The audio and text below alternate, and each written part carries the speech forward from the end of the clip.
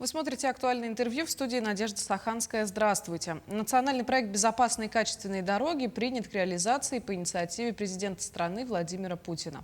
Проект ставит задачу на увеличение доли автомобильных дорог регионального значения, которые соответствуют нормативным требованиям. Об итогах строительного сезона и обеспечении безопасности дорожного движения мы сегодня и поговорим с гостем студии Виктором Игнатьевым, первым заместителем генерального директора Управления автомобильных дорог Республики Саха. Виктор Юрьевич, здравствуйте. Здравствуйте. Расскажите, какая шла сейчас работа по направлению улучшения транспортной инфраструктуры, в частности у нас на региональных дорогах в рамках нацпроекта? В рамках нацпроекта, хотелось бы сразу сказать, что в 2019 году по инициативе Владимира Владимировича Путина, нашего президента страны, стартовал проект «Безопасные и качественные дороги», и вот он уже продолжается в течение 5 лет. За это время цель вообще этого нацпроекта – это увеличение доли автомобильных дорог регионального значения, которые соответствуют нормативным требованиям. За этот период мы отремонтировали до 2024 года 1060 километров дорог и капитально отремонтировали и реконструировали. В этом году у нас заканчиваются работы по участкам на 158 километрах дорог. Эта цифра довольно даже внушительная. А в этом году какие планы, что сделано?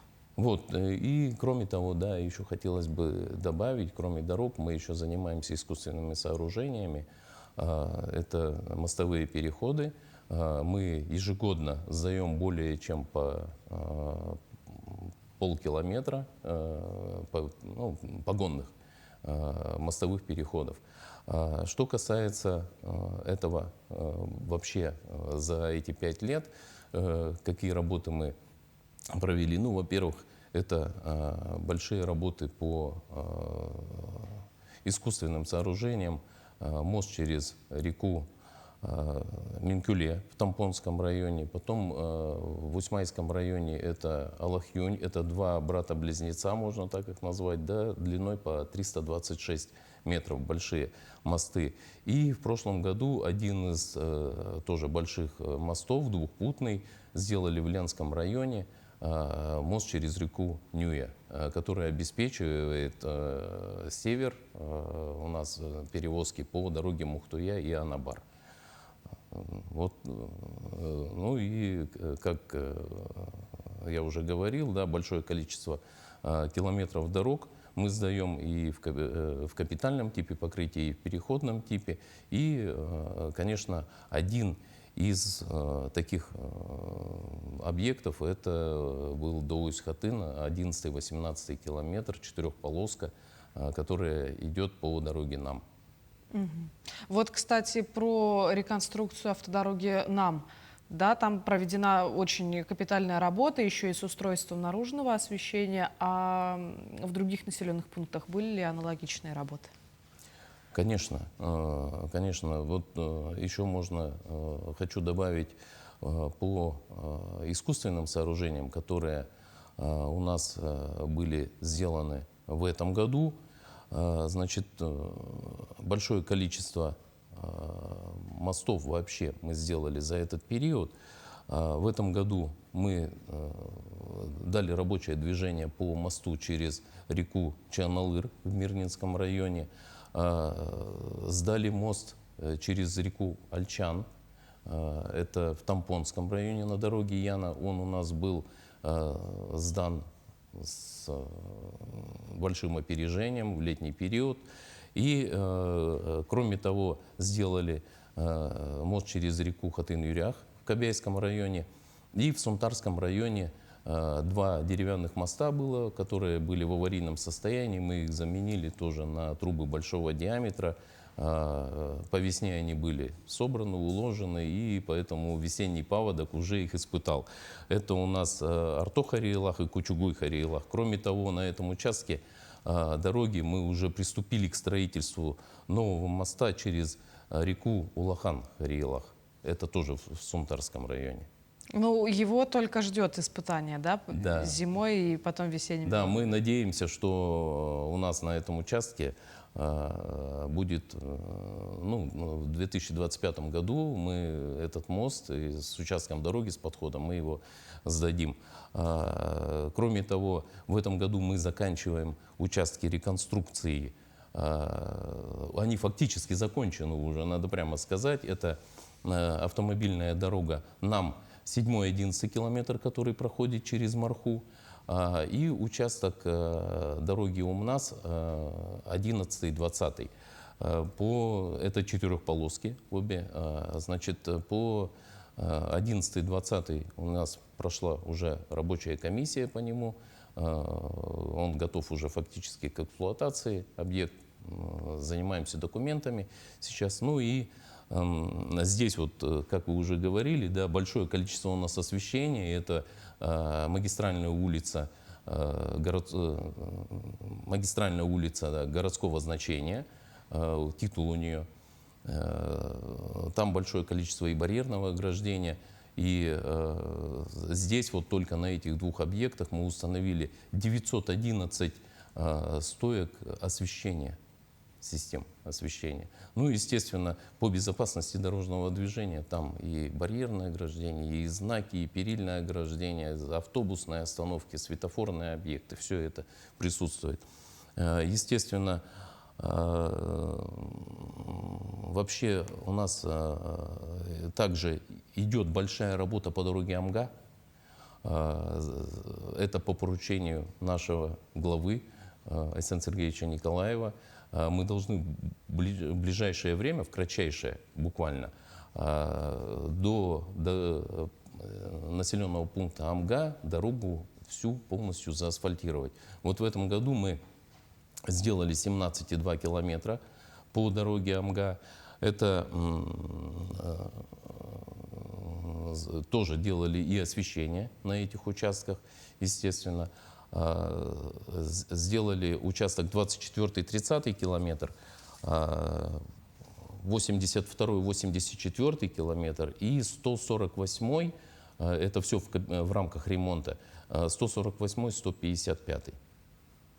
Только за какой период времени? Это вот только за этот год мы Только сделали. за этот год. Да. Ну, масштабы поражают. Но там, наверное, по освещению может чуть поменьше, да, не 911? Нет, конечно, конечно. Но у нас вот как раз по опорам освещения в этом году весной мы сделали на дороге Лючинская, это вот в Тые населенный пункт. Сейчас у нас работа идет, уже фактически установлено полностью освещение. Сейчас только техприсоединение. Это в Мирном, в городе, по нашей транзитной региональной дороге, Анабар уже. И по дороге вот как раз Амга, это между Майей и Чуей, на 34-м километре, 37-м. Мгм.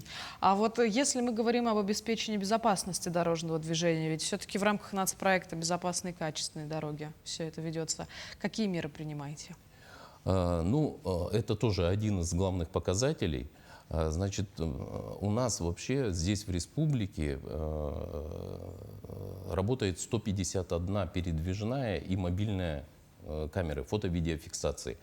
Это фактически это направлено не на сбор штрафов, да, а на то, чтобы дисциплинировать водителей. И я хочу сказать, что в течение вот этих вот 5 лет у нас не было ни одного серьезного ДТП с тяжелыми последствиями там, где были видеокамеры, находились.